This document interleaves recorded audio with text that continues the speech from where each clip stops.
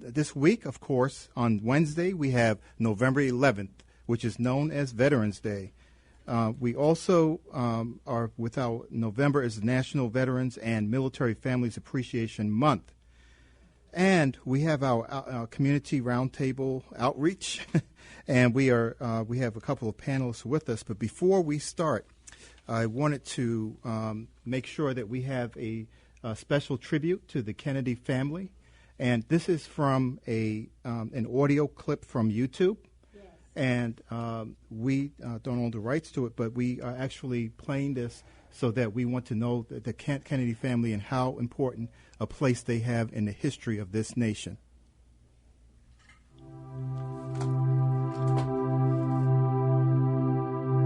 There is discrimination in this world, and slavery and slaughter and starvation. Governments repress their people. Millions are trapped in poverty, while the nation grows rich, and wealth is lavished on armaments everywhere. These are differing evils, but they are the common works of man. They reflect the imperfection of human justice, the inadequacy of human compassion, our lack of sensibility towards the suffering of our fellows. But we can perhaps remember, even if only for a time, that those who live with us are our brothers, that they share with us the same short moment of life, that they seek, as we do, nothing but the chance to live out their lives in purpose and happiness, winning what satisfaction and fulfillment they can. Surely this bond of common faith, this bond of common goal, can begin to teach us something. Surely we can learn, at least, to look at those around us as fellow men. And surely we can begin to work a little harder to bind up the wounds among us and to become in our own hearts brothers and countrymen once again. The answer is to rely on youth. Not a time of life, but a state of mind, a temper of the will, a quality of imagination, a predominance of courage over timidity, of the appetite for adventure over the love of ease. The cruelties and obstacles of this swiftly changing planet will not yield to the obsolete dogmas and outworn slogans. They cannot be moved by those who cling to a present that is already dying, prefer the illusion of security to the excitement and danger that come with even the most peaceful progress. It is a revolutionary world we live in, and this generation at home and around the world has had thrust upon it a greater burden of responsibility than any generation that has ever lived. Some believe there is nothing one man or one woman can do against the enormous array of the world's ills. Yet many of the world's great movements of thought and action have flowed from the work of a single man. A young monk began the Protestant Reformation. A young general extended an empire from Macedonia to the borders of the earth. A young woman reclaimed the territory of France. And it was a young Italian explorer who discovered the New World, and the 32-year-old Thomas Jefferson who reclaimed that all men are created equal. These men move the world, and so can we all. Few will have the greatness to bend history itself, but each of us can work to change a small portion of events. And in the total of all those acts will be written the history of this generation. Each time a man stands up for an ideal, or acts to improve the lot of others, or strikes out against injustice, he sends forth a tiny ripple of hope. And crossing each other from a million different centers of energy and daring, those ripples build a current that can sweep down the mightiest walls of oppression and resistance. Few are willing to brave the disapproval of their fellows, the censure of their colleagues, the wrath of their society. Moral courage is a rarer commodity than bravery in battle or great intelligence. Yet it is the one essential, vital quality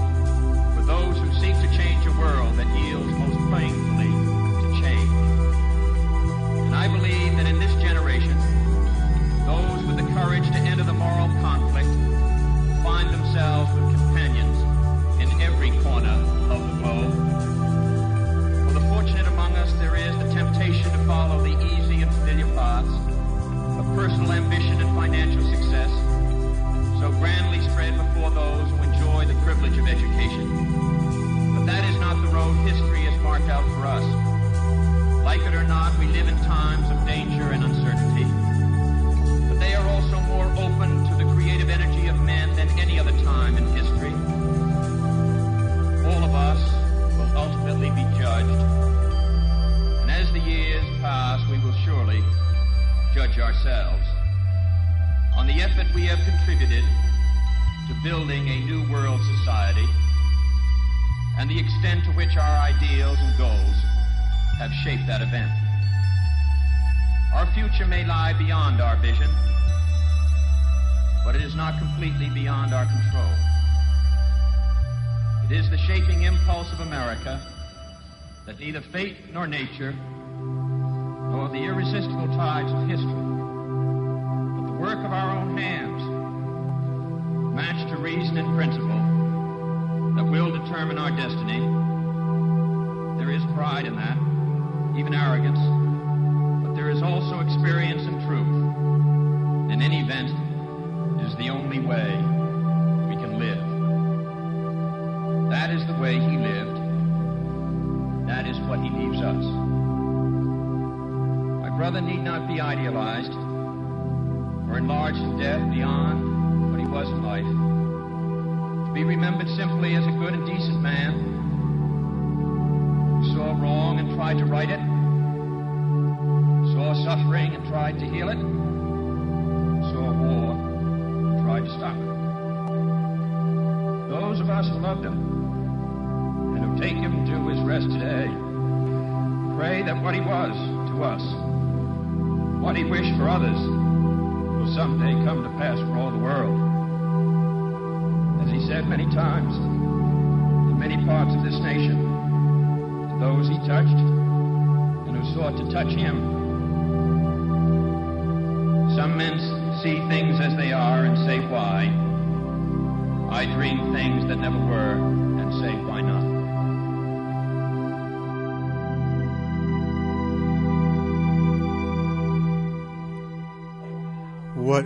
What incredible words. They fit today so well. Yes. This nation needs to heal. You know, this is a nonpartisan show, and I've voted for people in the past who were Republican, Bush, and I've voted for Democrats, Barack Obama. But whoever the president is, we have got to stand behind them as military personnel and bring this nation back together again. So congratulations to President-elect Joe Biden and Vice President Kamala Harris. Bravo, bravo, yes. bravo. Yes. And we have those people in the past, John Lewis and other people who fought for rights in the country. Yeah. And you can go across in all denominations, all races, both genders. But the fabric of America goes back to the honor of the Kennedy family back in the 60s when Jim Crow was prevalent in the South and basically United States of America. President John F. Kennedy, U.S. Senator, Attorney General Robert F. Kennedy stood up when it wasn't popular and desegregated the South. That's right. Which rippled across this country. So because of that bravery, because of their conscience, we had a first black president, Barack Obama, and now Kamala Harris. Right. Bravo once again. That's right. And I have an affection for the Kennedy family that is totally, it's humbling. I would stand behind any of their campaigns. I mean, any of it. And Chris has a heart. I mean, yes, his personality, he is such an honorable person. He reminds me of a Joe Biden, a younger version of him. Yes. The giver, the compromiser. What can we do? Yeah. Not politics, humanity. Well, you know, that's one thing that his father said was, moral courage is greater than bravery in battle and greater than great intelligence. Yeah. So, Ernesto, Rochelle. Rochelle and Ernesto Borges, our esteemed attorney, Ernesto Borges. I know you have been popping the corks at home. And Rochelle Crump as well. A little stronger than that. A little stronger than that, okay. Bravo, Rochelle. Rochelle, we can say this. Let's allow Rochelle and I to say this. The glass ceiling was broken today for every woman in America. Absolutely. Yes. Absolutely. Yes. Oh, yes. Absolutely. Yes. And it's not over. It is not. not over for her. Oh, my goodness. Yeah. I just kind of I'm going to throw this out right quick. I think she needs to get ready, get prepared. That's all I'm going to say. I'll leave it right there. Yeah. Because it's not over. You know what I'm saying? That's it. Mm-hmm. That's it. We understand. We can read between the lines. Yeah. He may not even want but one term. Yeah, I had never heard the entire speech. It was Ted Kennedy that gave that speech, wasn't it? Or was that... that was Ted Kennedy. That was Ted Kennedy talking about Bobby. Yeah, he read Bobby's speech. Bobby's speech. And I've heard parts of it, some men... But I had never heard the beginning of it. It was just it just encapsulated everything, and it was just wonderful. And I always thought I was in Vietnam. I was in AIT down at Fort Polk when Bobby Kennedy was killed, and I remember it very well. And I know the world would have been a much different world had he lived. And certainly John had lived also, but wonderful family, and did so much for black folks. And Bobby was just, Bobby was there when Martin Luther King was killed, and down in Indianapolis, and that was the one major city that there was no rioting. And when he, let those in the audience know that Dr. King had died, wonderful president. And his speech is so, as you said, Doc, it's current. I mean, it's like this generation now. It's like he wrote it yesterday. Come together. Yeah, like you wrote it yesterday. We have to come together now. We have to, as Joe Biden said, we may be opponents, but we're not enemies. That's right. And that's the mentality that we have to have, and to come together as one country, united. E pluribus unum. Out of many, there's one. And there's just so much that has to be done. And, and I'm glad President-elect is not, and he's not gloating, and he's not, he's about business and the transition. And I hope that the President will allow a peaceful transition and allow his people to come in, because he's got to take over, January 20th, and not, and just be cooperative in that whole transition. We hope that it goes smoothly. And let's not forget Ruth Bader Ginsburg. Let's not forget her. Yes. She was a pioneer and champion for the civil rights and human rights of Americans, And if it wasn't for her, that high vote, and we haven't seen all the numbers yet of women who voted, but we know that she stood for that, to make sure that it happened for women. Yes. And, you already mentioned John Lewis, and we got to give credence also to the young people who came out to vote. Over the past couple of months, they've stood up. They've taken the hit for the team. They've brought so many people together. Oh, my goodness, and they've been of diversity. They've been old. They've been young, so we have to keep relying on them. And I hope that, as the elected officials go forward now, that they would look at that as a future tool to get ready for the next section of it, Right. So I think we have to keep inspiring them and let them know what a difference it made just because of them, because it couldn't have been done without them. Yeah, and now our military veterans overseas and the people who support the military families overseas, they voted and sent their votes in. Yeah, and and the thing is that we have such a time right now. He actually got more votes than any president in the history of this nation. Yes. That's a testament to democracy, that people actually got up and voted. They both got more votes. I mean, it's so people are more energized. People are voting that before there was this voter apathy and my vote's not going to make a difference and all of that. Yeah. And so people are more engaged on both sides. More Republicans voted and more Democrats voted. Yeah. Which is a good thing. And that's you can't make the assumption that just because a person voted for Trump, they're racist or no, they could have liked the things he done. No. So everybody that supported Trump is not a racist. No. So we want to put that out there. Absolutely not. And I think it goes to the person I really admire and love is John McCain. Oh yes, bravo. And what Cindy McCain did. See, it's about human decency and rights. Yeah. And that's what he stood for. Yes, and we've got to come to a nation where we are able to support each other. We want the best in life for each other, and that's what Robert Kennedy's speech was about. It was about bringing the world together. Yes. And, you know, sometimes we can't do the things that are right as far as moral justice and all that. We have got to be better. But if you guys see on Facebook and what they're showing on the news, the people in the streets, it is the world. Yeah. Unity came together today. It's on the streets across this country celebrating we the people.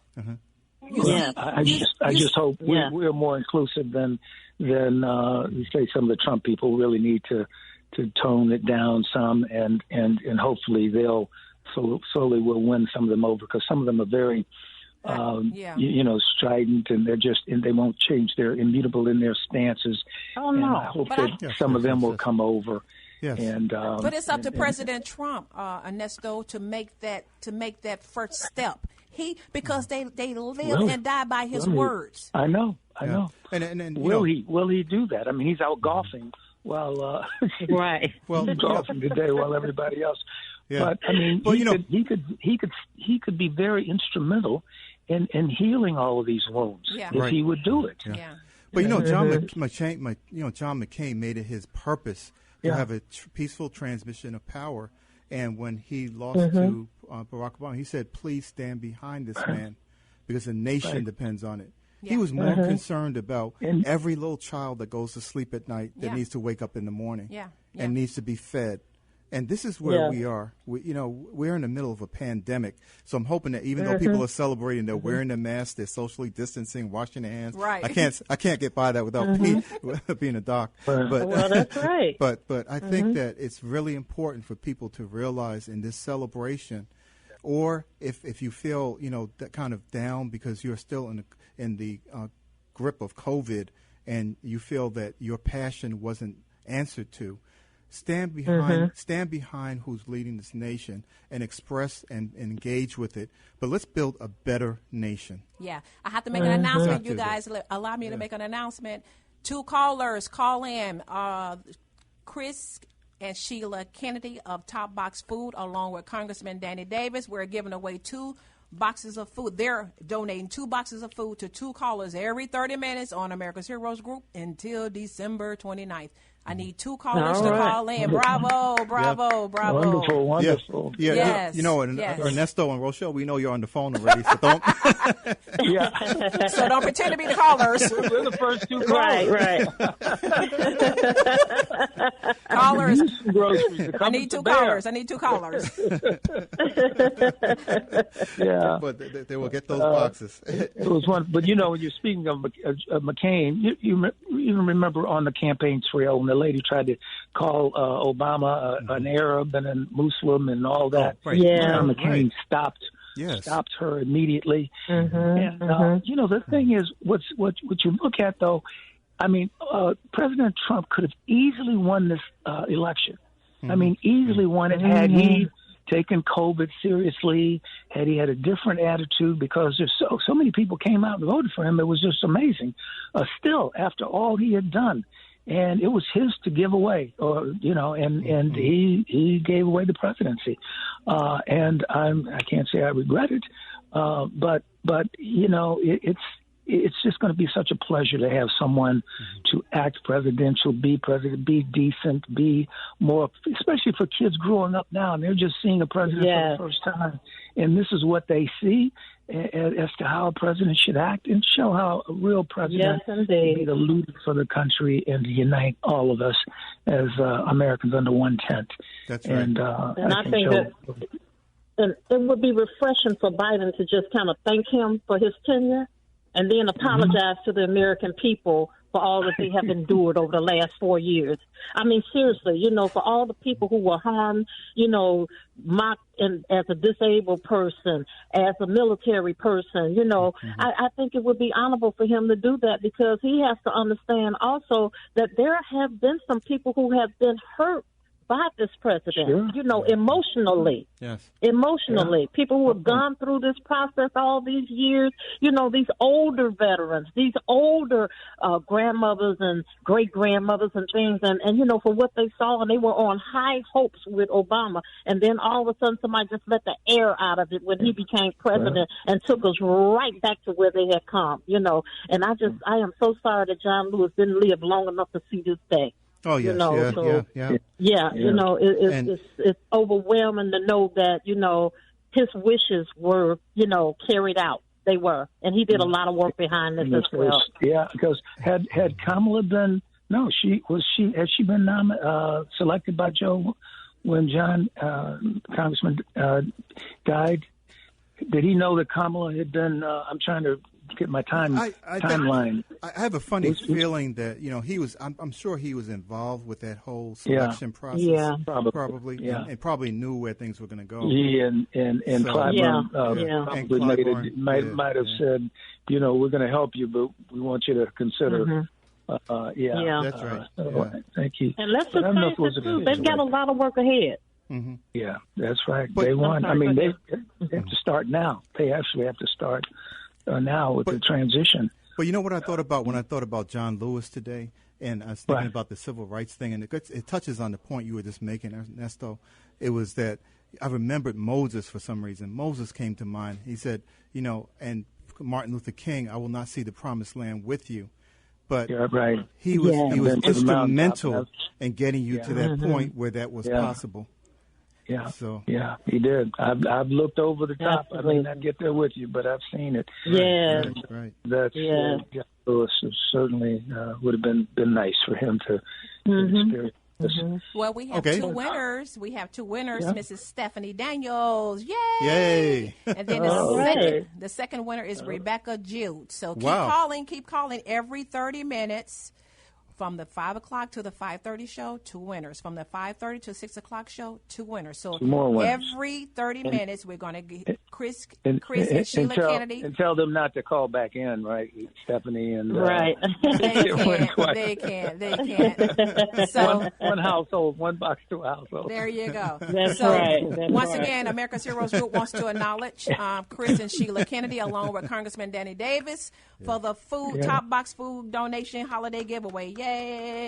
Yes. And acknowledge all of the voters as well, you know, and if they didn't vote, shame on you, but you still got time to get registered for the next one so you can stay in tune. Amen. That's right. Yeah, but, you know, as we're closing out, why don't you, Ernesto and Rochelle, you can start off. Give us a closeout, you know, very quick closeout about what you think that today means. Just a, you know, very brief statement. 30 seconds each. Sure. Let's go. Yes. Okay. I think it was just historic. I think that, you know, we've come a long way and we're halfway there. We can't stop now. We have to keep inspiring these young people, keep inspiring legislators to let them know that we are out here with them, but they have to work for us as we elect them. Okay. Ernesto, Ernesto? And I think that today is the first day of a new beginning for our country. You know, somewhere we need to get back to where we were at one time, say 4 years ago. And let's all work toward uniting our country. Great. Excellent. Thank you both. And we know your voices, so don't try to call back in for that box. And just want everyone to stay with us. We won our box. And